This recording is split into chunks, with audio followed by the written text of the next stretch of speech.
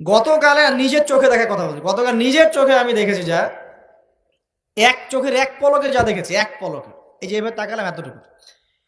আমরা আসছিলাম ওই যে পূর্বাচল দিয়ে মাহফিলে যাব, আমরা চাঁদপুর যাব, ওদিক দিয়ে বের হয়ে কোন জায়গাতে চলে গেছে আমি মানে বলতে লজ্জা পাচ্ছি, কিন্তু আপনাদেরকে বলি কারণ আপনারা এই শহরেরই বাসিন্দা এবং এই শহরের ভবিষ্যৎ আপনার হাতে।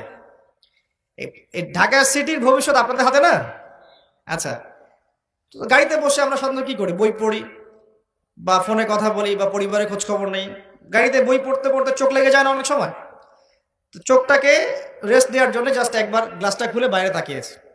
পাশ দিয়ে একটা গাড়ি চলে গেল, একটা উবার টাইপের একটা গাড়ি চলে গেল, ড্রাইভার গাড়ি চালাচ্ছে। পিছনের সিটে, আপনার শহরের অবস্থা বলছি, পিছনের সিটে আমি দেখলাম যে একটা ছেলে এভাবে বসে আছে, আমি যেভাবে বসে আছি, আর একটা মেয়ে তার উপরে উঠে বসে আছে ওপেন রাস্তার মধ্যে। এটা আপনাদের শহর।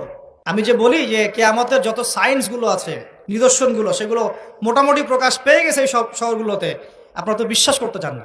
নবীজি এটার কথাই বলছিলেন হাদিসে যে কিয়ামত ততদিন পর্যন্ত হবে না যতদিন পর্যন্ত মানুষ গরু গাধার মতো রাস্তাঘাটে জেনা করবে না। স্পষ্ট হাদিস আছে, কিয়ামত ততদিন পর্যন্ত হবে না যতদিন পর্যন্ত মানুষ গাধার মতো রাস্তাঘাটে জেনা করবে না। এগুলো জেনা না? জেনা মানে কি শুধু ওই সেক্সুয়াল শারীরিক সম্পর্কেই জেনা? দেখেন, ফ্ল্যাটে ফ্ল্যাটে জেনা হচ্ছে এখন, ফ্ল্যাটে ফ্ল্যাটে জেনা, মাদকদ্রব্য সেবন করছে, ধনির দুলাল, কোনো খবর নাই। একটা অসুস্থ প্রজন্ম তৈরি করছে আমরা, জানেন?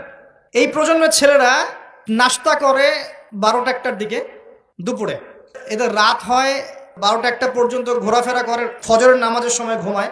ফজর নামাজটা পড়ে ঘুমায় না, কিন্তু ফজর নামাজের সময় ঘুমায়। উঠে দেখবেন 12টা-1টায় নাস্তা করে, 12টা-1টার দিকে। এরা সালাম দিতে লজ্জাবোধ করে, এরা সালাম দিতে লজ্জা পায়, পিতাকে সালাম দিতে লজ্জা পায়।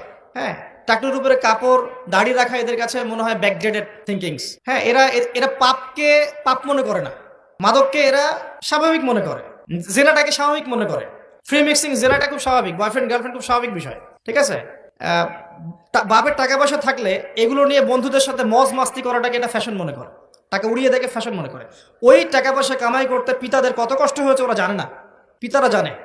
এই প্রজন্মের মেয়েরা দেখবেন পর্দাটাকে ব্যাকডেটেড থিঙ্কিংস মনে করে, চুল খোলা রেখে গেঞ্জি টি শার্ট পরে বাইরে ঘুরতে যারা পরিমাণ লজ্জাবোধ কাজ করে না, যারা পরিমাণ না। বিভিন্ন অকেশন আসলে দেখবেন মোমবাতি জ্বালিয়ে অগ্নি পূজা শুরু করে দেয়।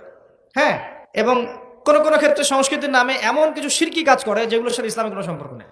এরা জীবনে প্রতিষ্ঠিত হওয়াকে, বাইরে একটা ডিগ্রি সার্টিফিকেটকে নাজাতের ওসিলা মনে করে ফেলে।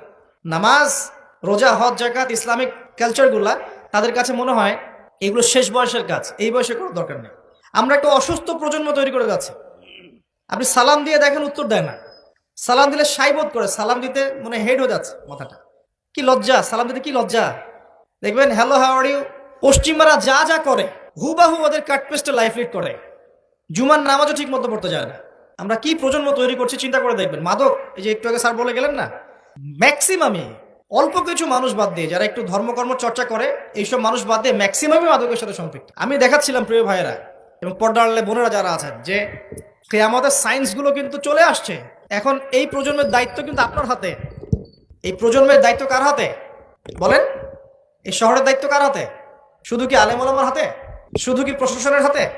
এই শহরকে আপনি পাপমুক্ত করবেন কিভাবে? আপনাদের আমাদের কোনো ভূমিকা নাই? কি যে হচ্ছে কল্পনা করতে পারছে না। একটা চিত্র দেখছেন না, লাখ লাখ ছেলে দাঁড়িয়ে একটা পর্দার সামনে দাঁড়িয়ে আছে, গোল কখন হবে এই জন্য দেখছেন না? মিডিয়া এগুলো প্রমোট করছে না? ভাবখানে এমন যে কত সুখে আছি আমরা, তাই না? কি সুখ আমাদের! খেলা হচ্ছে, আমরা গোল গোল চিল্লাচ্ছি। খেলছে কোন টিম, সেই টিম আমাকেও চিনে না, আমার দেশের নামও জানে কিনা আল্লাহু আলাম। আমরা নাচানাচি করছি মাশাআল্লাহ, আমরা মারামারি করছি, কেউ মার্ডার হচ্ছে, কেউ আবার শোকে স্ট্রোক করে মারা যাচ্ছে, তাই হচ্ছে না? এমন কেন জাতিগতভাবে আমরা এমন কেন হলাম? জাতিগতভাবে আমাদের কোনো ব্যক্তিত্ব নাই, আমাদের কোনো গায়রত নাই।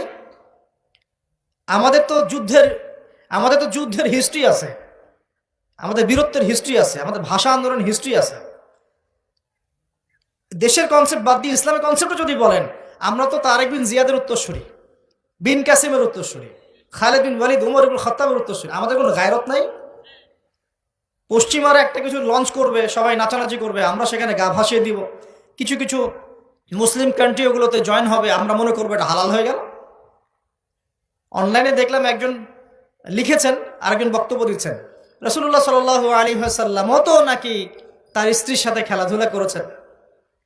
রাসূল সাল্লাল্লাহু আলাইহি ওয়াসাল্লাম তার স্ত্রীর সাথে দৌড় প্রতিযোগিতা করেছেন রাতের অন্ধকারে।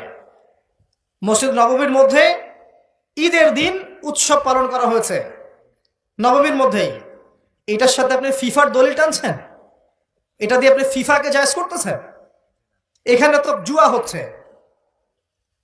একটা মুসলিম কান্ট্রি কাতার যা অ্যারেঞ্জ করেছে, এই অ্যারেঞ্জমেন্টটা অন্য আগের সব অ্যারেঞ্জমেন্টের চেয়ে বেটার, কারণ সে তার মধ্য দিয়ে ইসলামের প্রচার করার চেষ্টা করেছে, সে তার জায়গা থেকে চেষ্টা করেছে, কিন্তু মন্দের ভালো, এর চেয়ে ভালো কিছু করা সম্ভব ছিল না এখানে। সে যতদূর পর্যন্ত পেরেছে ট্রাই করেছে, এবং সে কিন্তু ছোট রাষ্ট্র হলেও অনেক বড় বড় ওয়ার্ল্ড অ্যাফেয়ার্সের বিষয়ে সে মাথা ঘামায়। আমাদের ঢাকার সমান আয়তন হবে কিনা সন্দেহ আছে, ঢাকা বিভাগের সমান হয়তো আয়তন হবে। সে ওয়ার্ল্ডের বড় বড় জিও পলিটিক্যাল বিষয়ে সে মাথা ঢুকায় এখন। হ্যাঁ, সে তার সর্বোচ্চ চেষ্টা করেছে, কিন্তু এর মধ্য দিয়ে যে সারা বিশ্বে কোটি কোটি যুবক তাদের হায়াত নষ্ট করছে, তাদের যৌবন নষ্ট করছে, তাদের রাতের ঘুম ইবাদত নষ্ট করছে, হ্যাঁ, আপোষে দ্বন্দ্বে লিপ্ত হচ্ছে, বিধর্মীদের কালচার ফলো করছে, ওদের ফ্ল্যাগ টাঙাচ্ছে। আমার দেশের মধ্যে, স্বাধীন সার্বভৌম রাষ্ট্রের মধ্যে অন্য একটা রাষ্ট্রের পতাকা তুলবো কেন? আমার গায়রত নাই? ওরা কি তাদের দেশে আমার পতাকা তোলে কিনা? আমাদের ব্যক্তিত্ব কোথায় চলে গেল?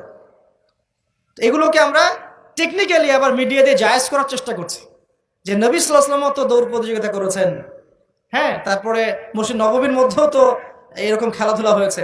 এগুলো ছিল চিত্ত বিনোদনমূলক। যদি আমি একা একা সকালবেলা উঠে ফজরের নামাজের পরে এই মাঠটাকে 10 রাউন্ড দেই, এটা আমার জায়েজ না? না জায়েজ। এই খেলাকে কেন্দ্র করে তো জুয়ার আসর বসাতে পারবেন না আপনি। এটাকে কেন্দ্র করে তো সমকামিতা প্রমোট করতে পারবেন না। এটাকে কেন্দ্র করে আপনি lakh lakh billion billion dollar খরচ করতে পারবেন না তো। অথচ আপনার পাশেই প্রতিবেশী রাষ্ট্র ইয়েমেন না খেয়ে মারা যায়। আমাদের পাশেই মিডল ইস্টের পাশেই প্রতিবেশী রাষ্ট্র সিরিয়া না খেয়ে শিশুরা মারা যাচ্ছে। প্রতিবেশী না খেয়ে থাকে, আমি পেট ভরে খাই, আমি মুমিন নাকি? প্রতিবেশী না খেয়ে থাকে আর আমি পেট ভরে খাই, আমি কি মুমিন নাকি?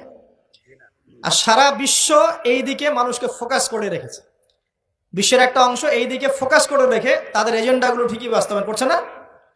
তো রমজান মাস আসে, দেখবেন রমজান মাস যখনই আসে দেখবেন যে নির্যাতন বেড়ে যায় উম্মার উপর।